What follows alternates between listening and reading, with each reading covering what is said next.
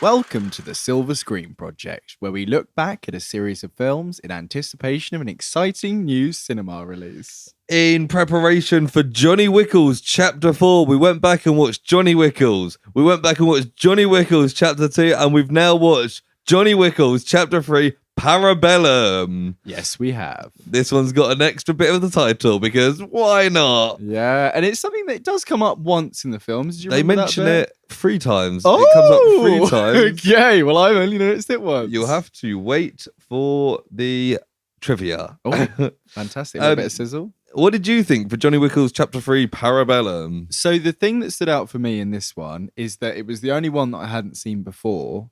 And of course. when I got to so I watched so they get to Casablanca, spoilers for anyone who hasn't seen it, get to Casablanca about 45 minutes, getting up to an hour maybe in, Yeah. after all the initial bit in New York. Maybe it's even less than that, maybe half an hour. From about that part where he meets Halle Berry, I hadn't seen it after that. So from then on, I felt very engaged. I was like, loving this. Some of the action, I've got to say, like the grabbing people and shooting them in the head on the floor, I'm a little bit done with that. But there's some great like martial artsy stuff in this. I think the look of it's really good, and there's some kind of added comedy elements which really did it for me.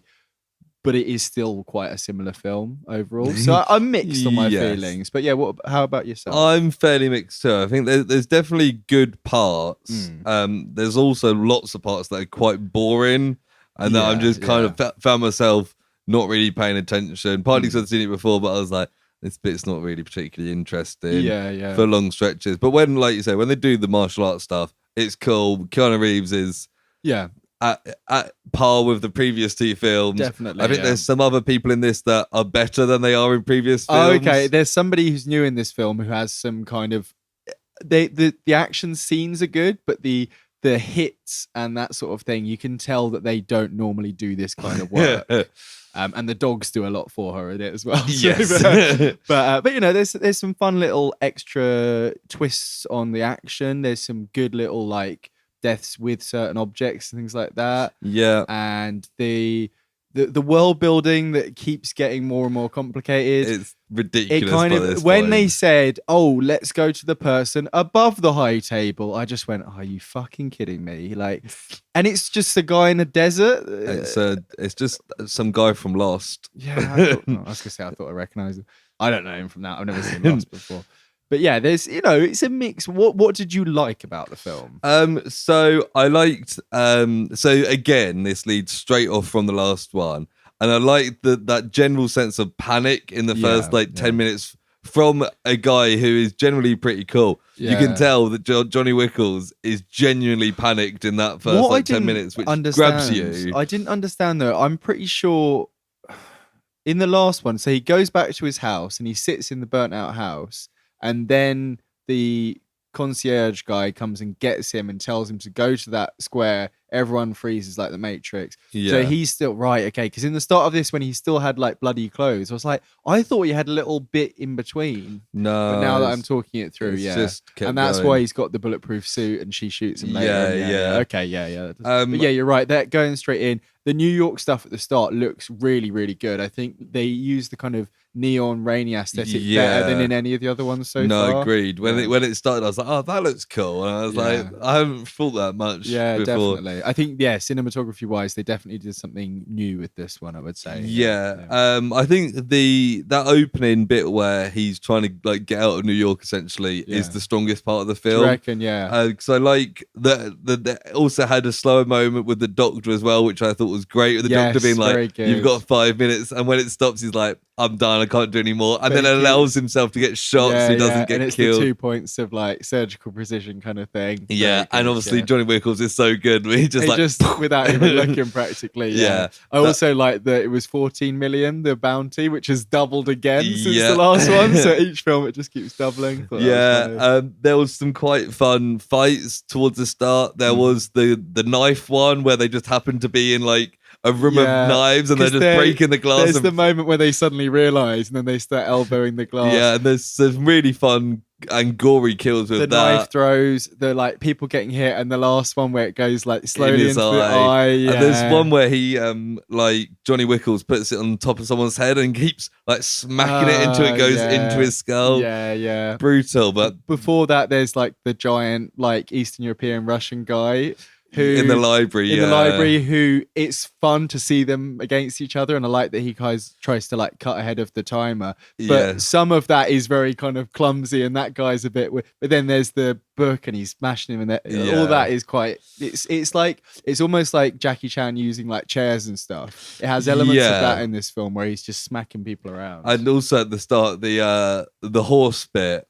Very cool, he kills like 2 people by whacking the horse, making it kick behind it, and then rides off. I was like pulling the guy after him, yeah, and the motorbikes come up to him and all that. Yeah, that bit where he ties the guy up, jumps on the horse, and he just flies around that corner into the water. I was like, oh god, because that was the guy. He has a bit of a struggle, like getting him down. Yeah, just like fuck it, just ties him on. Just they were good fun. Yeah. I think the subplot with the adjudicator is quite interesting to start with, when you're like, oh, is this like, well, almost it's like, who is it, and then it's like like a higher power, and I think it's because it interacts with a lot of the side characters. She doesn't interact with Johnny Wickles until late in the film, but it's intriguing. It didn't really quite pick up. No, it doesn't really much. get anywhere. Like, she's just around towards the end. She's still in the hotel, just like in a different room, just chilling. When she turns up and she's like investigating Ian McShane, I was like, that's quite interesting. She's like doing all the reprises from the previous film, basically. But when she gets to like Lawrence Fishburne and she's like telling him what to do, it's like, I thought the whole point of them is that they are separate, and I think that's what he's arguing, but then obviously he gets cut to pieces and then he's there. It all gets a bit muddled with what's actually going on. Definitely. But I think as well, Ian McShane and the concierge Lance Sharon Reddick. Lance Reddick it is, are at their best definitely in this film. Once they were reunited, my note was like, the 3 boys are bloody bad. And like, I feel like Ian McShane has a lot more to do in this film because he's up against it with the adjudicator. But then also that whole bit at the end where he's just sitting back in his room being like, go on, Johnny. Yeah. That really reminded me of like a video game thing. It's like a horde mode where you go out and do the waves, like a COD Zombies or whatever. You come back and retool and you go back out. Very cool. Some of that I'm mixed on, because like I like the armored guys, but it meant that Johnny Wickles had to be a bit more creative. There's a bit where he pulls the visor open, shoots it, but also it makes it feel like paintball because they're all shooting with silencers and none of the hits are doing anything. So it wears thin quite quickly. I found that final fight really underwhelming because he's going from place to place. Like, the LED strips now, because you see them in like every teenager's bedroom on a TikTok. It just it felt a bit like, what are you trying to do here?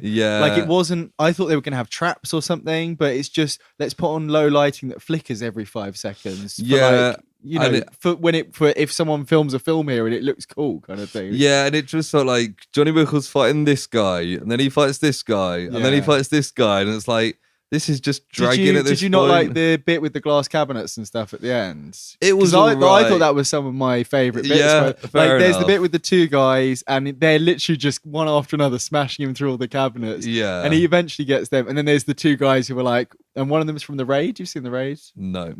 One of the ponytail guys. He's in The Raid. And they're like really respectful of him. That's quite funny. And I thought that fight was really good. And then the fight with the bald guy, he's quite funny. I've seen him in loads of stuff, but I can't remember I like the bit where they're in the Continental and he sits down and it turns out he's a big fan. I like that. After that, I'm kind of at the end, I care. feel like it is a reaction to like an MCU kind of humor thing, because we've never really had that jokiness before. But yeah, and he's been stabbed right through and he's like, I'll catch up with you, John, it's fine. He's very peppy.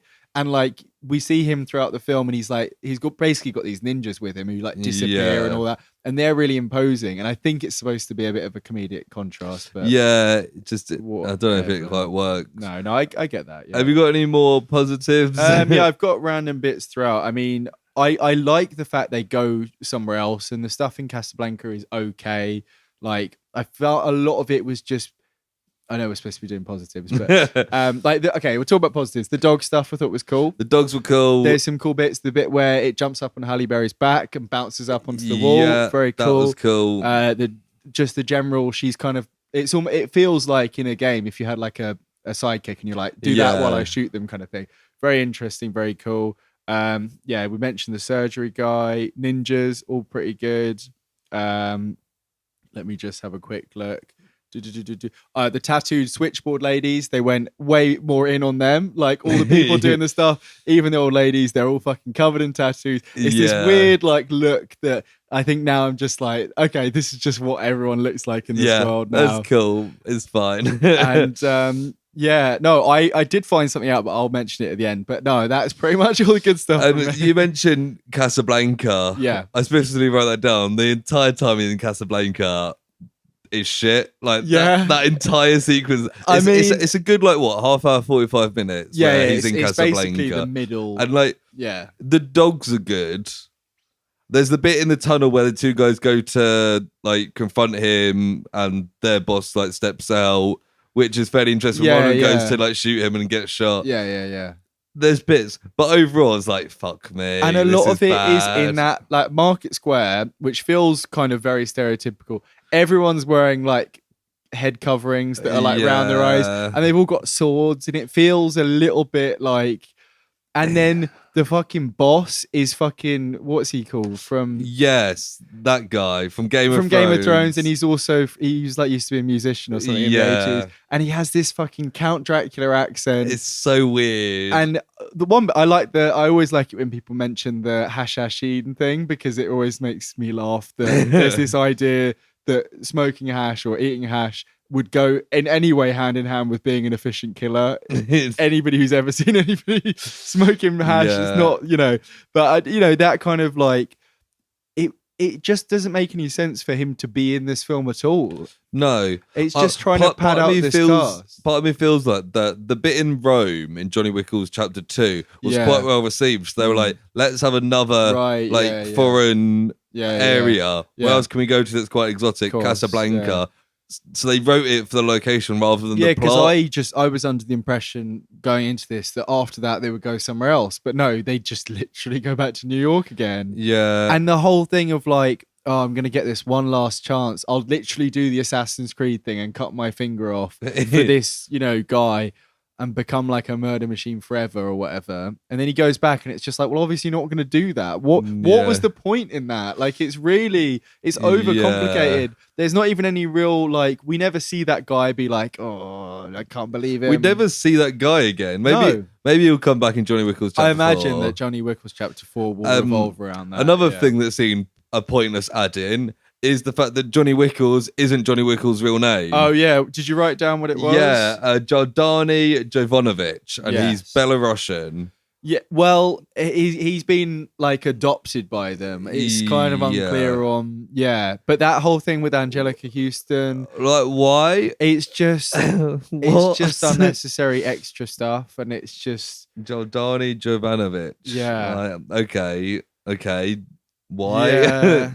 And then I don't really understand why everyone was getting different punishments. She just gets stabbed through the hands. Yeah. Whereas Lawrence Fishburne was supposed to have been killed. Well, they got never sliced up they seven said times. Slices, but it looked like he was fucking dead. Yeah. And then he's just with that bloody guy. What is he called? The guy from Brooklyn Nine-Nine. Yeah. That Jason guy. Mantzoukas. Yeah, that's it. I mean, he's pretty fun. He's good as a bit of an unhinged character. He suits being homeless. He's got that look. Oh, wow. I don't think anybody suits being homeless, though. It's not in this day and age. There's I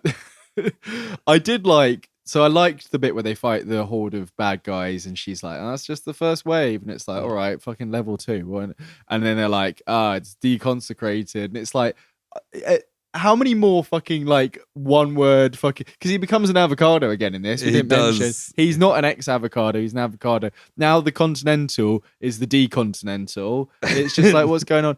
And then Ian McShane betrays him. I thought that bit was so and dumb. Then he has the most cartoonish fall down the thing in the world. Yeah. And the special effects don't look very good in that. And then Lance Reddick's like, well played, sir. And it's like, okay, so was that a trick? Then he seems to be like scared that John Wick's going to come back for him. Like, it was never.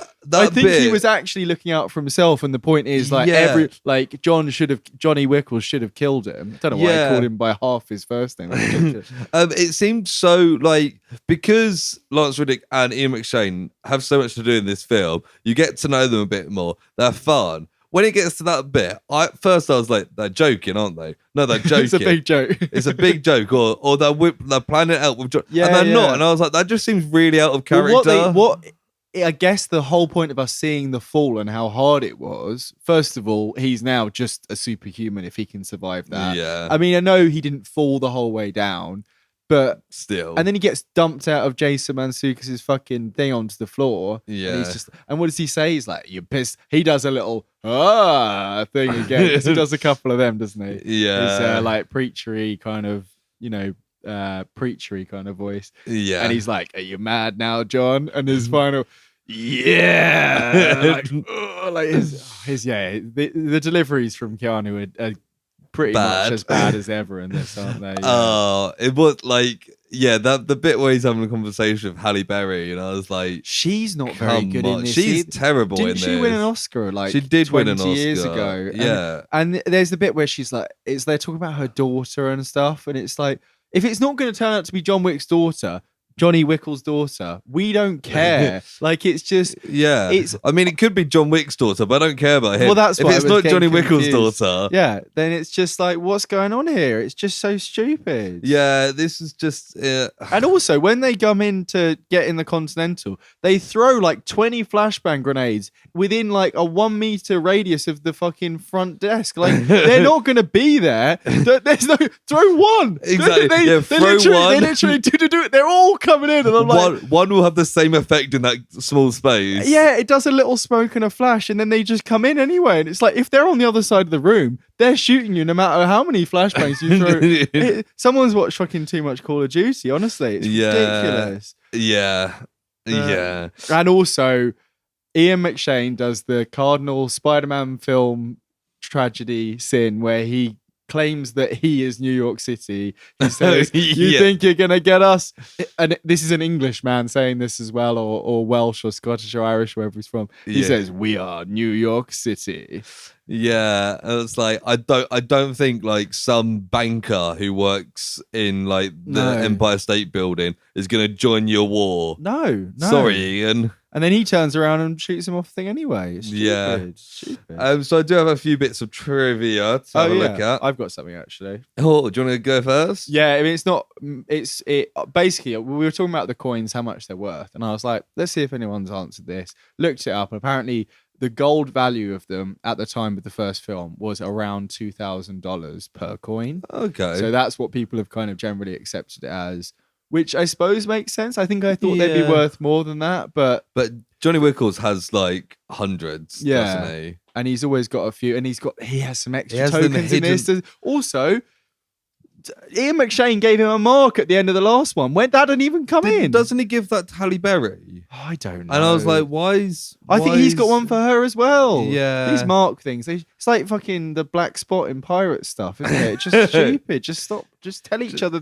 communication. Yeah. Come on. Yeah. You communicate with me the trivia. Go. So the title Parabellum comes from the Latin phrase si vis pacem parabellum, which means if you want peace, prepare for war. Yes. Which Ian McShane says. He says that, yeah. It's also an alternative name for the 9mm handgun cartridge. Right. 9mm Parabellum. Right. So yes, that's what I'd heard beforehand. It appears 3 times in the movie. Ian McShane says it loudly. When they're preparing. And we have subtitles to show us what it means. Yeah. It's tattooed on the back of the ballerina. The Belarusian ballerina. Yeah. And it appears on the door of a bus outside the hotel, outside the Continental. Wow, okay. Well, no one's going to notice that one, are they? Yeah. Bloody hell.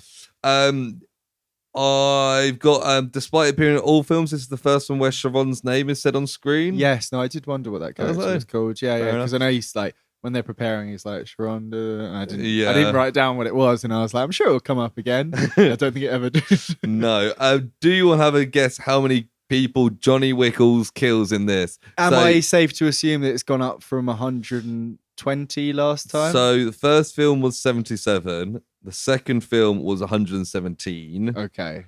This one, 155. It went down from chapter 2. Fuck. 85. 94. 94 people. So even though it's more worldwide than the last one, and there's the whole world hunting him, he doesn't kill as many people. It didn't really live up to its title of Johnny Wickles versus the world. It didn't. No. It was mainly Johnny Wickles versus the table. Versus New York City and Casablanca. Casablanca didn't really seem to mind him. It's just that Dracula guy from Game of Thrones. Yeah. But yeah, I don't know. Where do you think the film is going? Like the series? Well, I saw. I don't know anything about the new one at all. Earlier on my way here, I was searching for some project news and came across an article that said that Chad Stahelski said that they're putting Johnny Wickles on the shelf after this for a while. Okay, yeah. He said in a couple of years him and Keanu Reeves might sit down and discuss doing a fifth one. So it will wrap up this initial. That's what I reckon. It's got to at least wrap up. He's gonna become an avocado again, but maybe not a murderous avocado. He'll probably do a big thing to get out of it again. Yeah, and maybe even settle down, probably just with a dog, because it's only been 2 weeks since his wife died. Yeah, like at some point, and he's aged like 5 years. It is getting kind of ridiculous when you back up these films back onto him, because I suppose this next one they could have a bit of a time jump because he's basically fallen off a building and disappeared. Yeah, it might be like a couple of years under, because he'd have to rehabilitate and stuff, which they'll probably play into it. That'll be like, like when a hero has to come back and they've got to get back in shape. Dark Knight Rises. Yeah, exactly. Yeah. Or Halloween, the third one. Yeah. When he's living in a gutter for like 2 years. He just stabs someone and then he goes and stands up straight. And I believe it was murder magic, but you just thought he liked killing a lot, right? Yeah. Yeah. No, I'm excited to see where it goes. But that's not the question that we should be answering, is it? What is that question? The question is, did Johnny Wickles Chapter 3 Parabellum make you more or less hyped for Johnny Wickles Chapter 4 Project or Project No? This would be a Project for me. Partly really? Because it's Project No last time. I know, but it's because I haven't seen this before. A lot of the 2/3 of this film was fresh to me, and I was like, yeah, I like this the first time I see it. And as we said last week, seeing it on the big screen would be good. I am interested in seeing how it wraps up, especially with those bits. Ian McShane being maybe a bad guy. He's probably going to be the guy he has to do like a big kill on to be like, I'm sorry, surrogate father kind of thing. And all him recovering. I'm loving it. Yeah, I'm loving it. What about you? I'm going to go Project No. That's fair, yeah. No, it didn't make me more hyped. I'm kind of just maintain. I'm looking forward to it. I think it'll be good fun, but I haven't got more hype because of this. I think I made the same mistake this time as I did the first time I watched them, in which I watched all 3 films within like a few weeks. So they're all fresh in the mind. So it's kind of like I have been getting a bit bored of it. It's because those kind of grapply headshot situations, they don't really improve on that after the first one. No, exactly. And it's only these little like almost like novelty bits, like the horse or like having a sword or whatever, knives. Those are the bits that now stand out. So far the reception I've heard for the new one is genuinely very good, and I think people have compared it to like Top Gun Maverick in terms of like stepping things up. Nice. I think visually, I can't remember what it was compared to, but something quite kind of striking visually. So hopefully it's the kind of closer that we can hope for. Well, it's going to be a long one as well. It's like 3 hours, isn't it? Yeah, it's about 10 minutes shy of 3 hours. Yeah. Wow. Yeah. But still, Project for me. Cool. Well, we will come back to this after Johnny Wickles Chapter 4 comes out. Yeah, it'll be sometime over the next week or so from when this comes out, depending on how quickly we get to the big old silver screen. Yes. But for now, thank you for joining us. It's been a pleasure having you here. And if you want to check out more stuff like this, we got the Project on all podcast providers. Woo! Woo! Bye! Bye! Bye!